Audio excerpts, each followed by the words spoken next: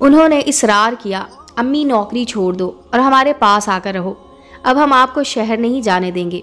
وہ خود محنت مزدوری کرنے پر تیار تھے، مجھے ہر حال گھر میں رکھنا چاہتے تھے، جبکہ میں مجبور تھی۔ میرا اپنا گھر تھا، میرے ساتھ وحید تھا، وہ میرا ایک مخلص اور باوفا جیون ساتھی تھا۔ اسے مجھے ہر طرح کا سکھ اور آرام دیا، جو میں نے کہا مانا تھا، میری ہر خواہش کا احترام کیا۔ مجھ سے اس کی کوئی اولاد بھی نہ ہو سکی، تب بھی صبر شکر سے کام لیا تھا۔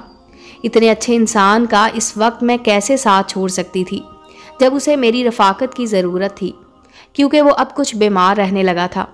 جب تک دادی زندہ تھی بچوں نے میری ضرورت محسوس نہ کی، لیکن اب انہیں بھی میری ضرورت تھی۔ ان کا اصرار بڑھنے لگا کہ میں ساتھ رہوں۔ وہ ایسی عمر میں تھے کہ مستقل اکیلے نہ رہ سکتے تھے۔ میں سخت پریشان تھی، بیٹے جوانی میں قدم رکھنے والے تھے، وہ اب کیسے یہ حقیقت برداشت کرتے کہ ان کا باپ کوئی دوسرا شخص تھا۔ وحید کہتے کہ بچوں کو حقیقت سے آگاہ کر دو، مگر میں انہیں بتانے سے ڈرتی تھی، کہیں وہ مجھے چھوڑ کر نہ چلے جائیں۔ ایسا نہ ہو کہ سوتیلے باپ کو سرے سے قبول نہ کرے یا مجھے وحید سے ملنے سے روکیں۔ ایک دن میرے دونوں لڑکے میرا تعاقب کر کے وحید کے گھر پہنچ گئے۔ اچانک ان پر انکشاف ہوا کہ میں ان کے پاس رہنے سے کیوں مجبور ہوں۔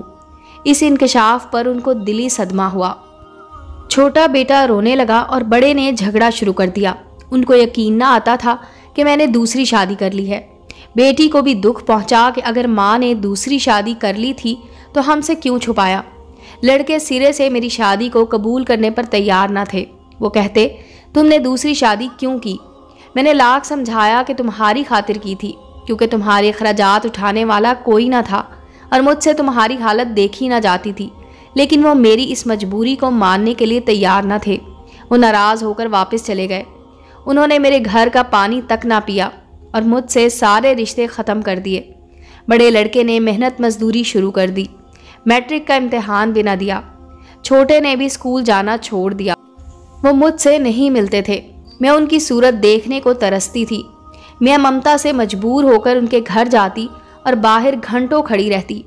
ایک روز بڑے بیٹے نے ڈانٹ دیا کہ اماں خبردار، کیا تم گاؤں میں ہماری سبکی کرانا چاہتی ہو؟ کیا یہ چاہتی ہو کہ ہمارے دوست اور محلے کے لڑکے ہماری ہنسی اڑائیں؟ اگر آئندہ یہاں نظر آئیں تو ہم اپنے باپ کے گھر کو تالا لگا کر کہیں دور چلے جائیں گے۔ کیا اب تم ہمیں در بدر دیکھنا چاہتی ہو؟ اف، یہ الفاظ تھے یا پگھلا ہوا سیسا جو میرے کانوں میں پڑا تھا۔ جن بچوں کی خاطر میں نے قربانی دی اب وہی مجھے گناہ گار ٹھہرا رہے تھے۔ بیٹی نے بھی کہہ دیا کہ میرے گھر مت آنا، ایسا نہ ہو کہ سسرال والے تمہاری وجہ سے مجھے گھر سے نکال دیں۔ سچ ہے، نکاح چھپانے کی چیز نہیں ہے اور مجھے اسی بات کی سزا ملی۔ زیادہ دکھ اس بات کا تھا کہ میرے دونوں لڑکوں نے اسکول چھوڑ دیا تھا۔ بڑا محنت مزدوری کرتا اور چھوٹا گاؤں کی گلیوں میں آوارہ پھرتا۔ انہوں نے ماں کی دوسری شادی کو اپنی بے عزتی کا معاملہ بنا لیا تھا۔ وحید نے میرا حال برا دیکھا تو کہا کہ تم بے شک مجھے چھوڑ کر اپنے بچوں میں چلی جاؤ، مگر میں بیماری میں ان کو چھوڑ کر کیسے جا سکتی تھی؟ یہ بھی خوف تھا کہ شوہر کو چھوڑ کر اولاد کے پاس چلی جاؤں، وہ بھی بڑھاپے میں۔ اگر ان کی چھت تلے پناہ نہ ملی تو وحید کی دی ہوئی چھت بھی کھو دوں گی۔ میرا خیال تھا کہ بڑے ہو کر جب سمجھدار ہو جائیں گے، میری مجبوریاں جان جائیں گے، مجھے گلے لگا لیں گے، میں ان کی شادیاں کروں گی، ان کا صحرا دیکھوں گی۔ مجھے کیا خبر تھی کہ وہ میرے گلے میں دوسری شادی کے جرم میں کانٹوں کے ہار ڈالیں گے۔ جب میرا ابتر حال دیکھا تو وحید نے اپنے طور پر میرے بچوں کو منانے کی کوشش کی۔ انہوں نے وحید پر حملہ کر دیا اور پھر اسے تھانے میں بند کرانے کی دھمکیاں دینے لگے۔ وہ بڑی مشکل سے عزت بچا کر واپس آئے تھے۔ گاؤں کے بزرگوں تک بات پہنچی۔ وہ میرے پاس آئے اور کہا، اگر تم اپنے موجودہ شوہر کو چھوڑ دو تو ہم تمہارے بیٹوں کو منا لیں گے اور وہ تمہیں اپنے ساتھ رکھ لیں گے۔ لیکن میں نے ایسا نہیں کیا۔